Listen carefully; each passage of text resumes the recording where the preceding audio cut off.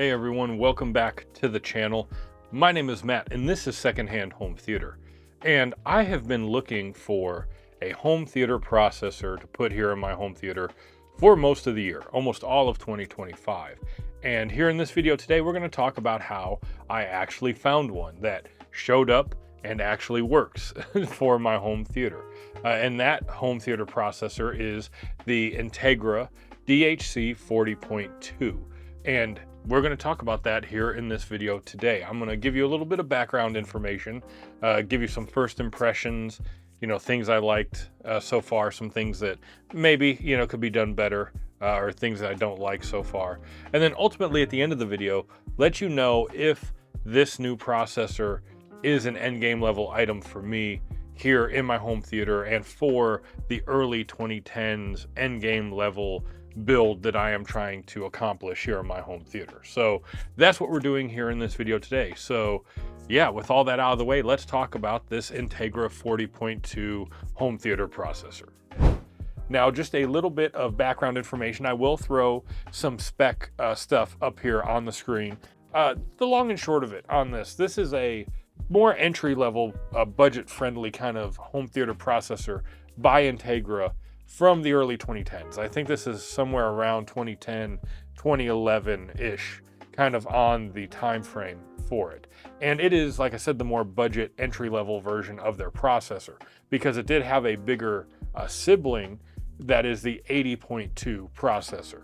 And ultimately, the only real differences that you get between this processor and its bigger sibling are the video and audio processing is slightly better, supposedly, because of the chips and kind of settings that are set up in it. It has a few more channels. This 40.2 only does 7 channels of processing, where the 80.2 does 9. Now, granted, because of the era it came out in, that is not Dolby Atmos, that is not, DTSX. That is an upscaled, kind of expanded Pro Logic style audio codec. So it doesn't process a 9-channel signal natively.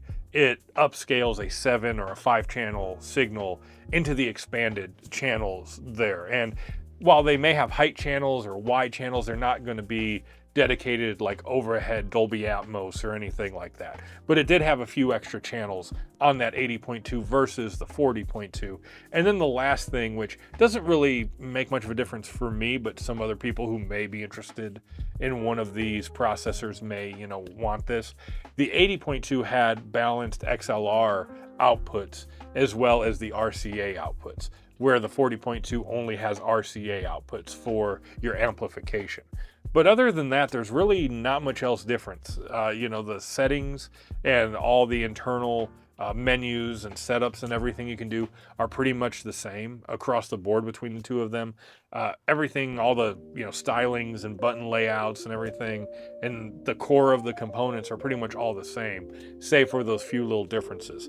So even at the time when this came out originally, you're really not gaining a whole lot unless you really wanted the expanded channels or the balanced outputs, really, in getting the 80.2. Now, originally, I had purchased an 80.3, I believe, which was the next model after this.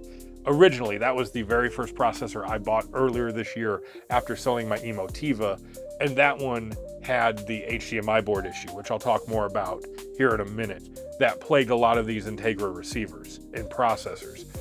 But if that one would have worked, I would have kept that. And even though I wouldn't have really used the 9 channels, I just would have kept it here just because it was a little bit higher end product. But it did have that issue. Now, to detour slightly before we get back to the other info, I do want to mention the HDMI board issue. I brought this up in my other video about the issues I had with getting some of these processors. And the HDMI board issue is something that plagued a lot of home theater processors and receivers from both Onkyo and Integra, because Onkyo and Integra, especially at this point in time, in the early 2010s, were basically like sister companies. And so both the Onkyo and Integra units from this time period had a lot of HDMI board issues. And this 40.2 could still fall victim to that HDMI board problem. I'm hoping it won't, or that it will at least last long enough that I could, get some use out of it, you know, a couple years maybe before I have to buy something else. But, you know, it could still happen. And that is probably the biggest thing to worry about when you're buying an Integra or an Onkyo product of this time frame, of this era, is that HDMI board issue. But so far, at least, you know, for what I've had it here in my home theater, this 40.2 does not suffer from that issue. Now, I paid $134 all in for this processor. I paid $100 for the actual unit itself. I put in a best offer on eBay for it, which the seller accepted. And then with the shipping and tax, it came out to like $34 extra. So $134. And for that price, I think this is a pretty solid home theater processor unit if you understand what you're getting with it. You know, and I've said that a lot in some of these videos.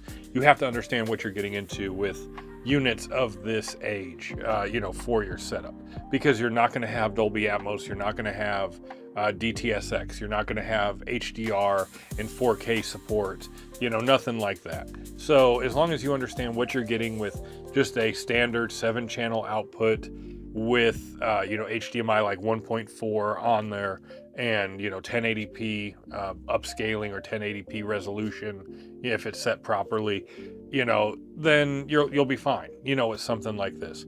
But yeah, ultimately I paid $100 for it, plus the $34 in shipping and tax, which I think is a good deal. Now, the reason I picked this one up versus some other ones, and really kind of the through line that I had through all the other purchases I made prior to this that didn't end up panning out, is that I needed a few specific kind of like key bullet points. I first wanted something with more HDMI inputs than the Onkyo SR806 that I had here. That receiver, because it was made in like 2007, had only like 3 HDMI inputs on it. So that kind of limited how I could connect all my components. This 40.2 processor has that. It has 7 HDMI inputs. It has 6 on the back and 1 auxiliary input on the front, which works out, you know, great for me and what I was wanting. Also with that, I needed something with 7-channel, or actually 5-channel, but 5 or 7-channel multi-channel input that could be assignable to one of the inputs on the actual processor. And that is for my Laserdisc player and my AC3 decoder. And those were mainly the 2 big things I needed. Everything else beyond that was really just extra stuff, if it was just, you know, something I wanted or not. And that was really the main thing I was looking at. As long as it had at least 1 or 2 standard analog audio and composite or S-video inputs, I was fine. That's really all I needed. I didn't need anything else, and really, you know, no other bells and whistles. So for what I bought, this 40.2 really hits all those main features that I wanted for my home theater processor. Now, the setup for this processor was fairly simple. What I did is I tore down my AV rack, took everything off of it, and kind of realigned and kind of organized everything on there, and set up the Integra on top of my Kenwood power amplifier. But yeah, so setup was fairly simple. I tore down the rack, like I said, put all my components back in there, and rewired everything. I tried to make it as nice and clean as possible because I don't have a traditional AV rack. I don't use like a server rack, and I don't use a more dedicated home theater bookshelf cabinet style rack. I use just a very basic industrial metal rack, you know, for all my equipment. And so I kind of redid everything, set all the cables up, you know, as clean as possible with that. And we were good to go when we were on to the actual unit setup in the menu system and setting up all the connections correctly and setting up the calibration, you know, of all that, which again was not that hard.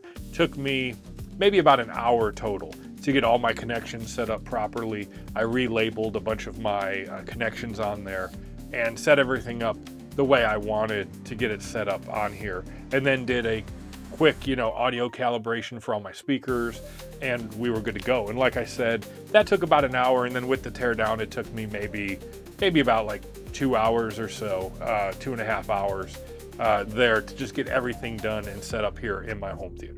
We'll talk about some positives first, then we'll kind of talk about a couple negatives, you know, that I think could have been done better on this unit.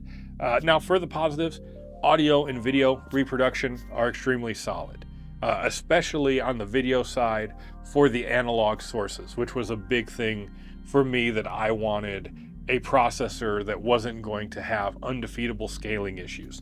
Now, as long as you select the through or the source option, which will basically allow the signal to go unchanged, unmodified directly from your source through the processor, the image scaling and the actual image quality and audio quality is extremely solid. It is really nice on this unit. If you go in and change the setting to force an output resolution like 720 or 1080 or whatever, then you're going to start getting into scaling and weird compression and image issues for standard definition sources. You may be able to see it a little bit in the footage I'm showing here. You may not, because I was playing the Alien AC3 Laserdisc as the demo that I was watching as I was setting all this stuff up, and it's kind of dark, so you may not be able to see it. But when you force an output like 1080p, the scaling and the resolution gets all messed up. So as long as you set it to the source or through in the options menu, then you will have an uncompressed, unmodified signal going through the processor, and everything looks really good. And then you can adjust image scaling, for the actual settings, of the actual picture aspect ratio with your projector or TV or whatever you have. So like for me, my Miko 50 does all that correctly and kind of expands the image without adjusting the aspect ratio.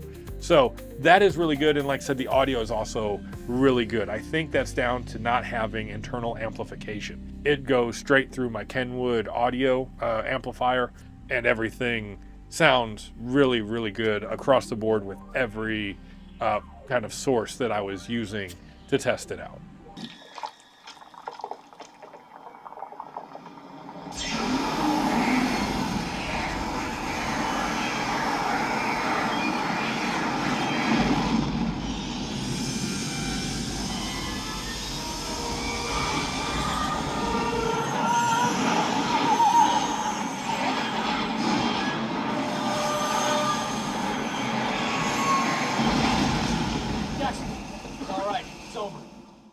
Going along with that, this is something that I do like, but it's also something I kind of don't like at the same time, which I'll get to here in a second when I talk about like my negatives about this. But something I do like is you can set up multiple sources to kind of duplicate inputs. And what I mean by that, for example, is with my Laserdisc player. So I have one input set up as my AC3 Laserdisc input, which uses a composite video plus the multi-channel audio in for the AC3 audio. But then I can also set up a secondary input as my PCM Laserdisc input. So I can set up the same composite video signal on that input and just change the audio to an analog audio instead of the multi-channel input. So that way I can switch between the two depending what type of Laserdisc I'm watching. So if I'm watching AC3, I can click my AC3 button, and then if I'm wanting to watch a PCM Laserdisc, I can click PCM. But there is also a small issue or caveat with that I will get to here in a second when I talk about the negatives. But other than that, the other inputs and all the settings and everything with that is actually really nice. And it does also include an option to adjust all the picture settings independently. It has a full picture setup in the actual menu system of the processor for your inputs, similar to what you would see for a TV or projector. But for me, I just turned all that off and just set the signal to through so that it would take the uncompressed signal from the source through the image, processing, and not try and change anything on there, just because I feel like my components do a better job and my projectors do a better job of that than trying to have multiple inputs processing on top of one of another, on there. So I left that off, but that does have options in there if you are interested in something like that. Now, before we end the video, I am going to talk about just a few things that I didn't really like so far. A couple negative setbacks, if you will.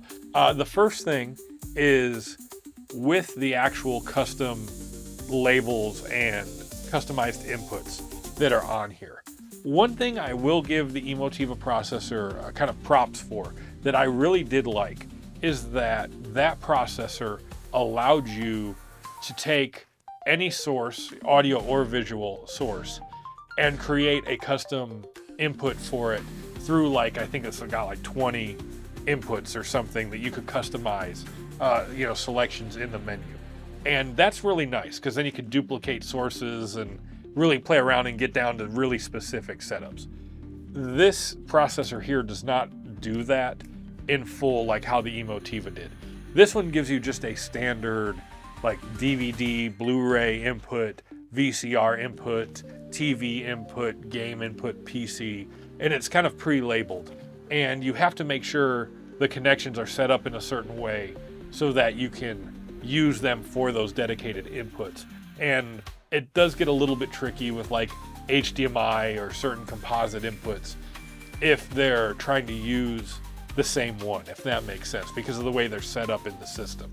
So it took a little bit of playing around to get everything set up, and I had to reconnect a few HDMI devices and different things and other inputs to kind of make everything work the way I wanted it to, which I ultimately got there. But that is something that is a bit of a drawback for this, because that Emotiva processor is only like a year older than what this one is, and it has way more customization options for custom inputs, and I really did like that. That is something that is lacking slightly on this. And just one other very small nitpicky kind of thing. It's not really an issue, but why not talk about it here, I guess.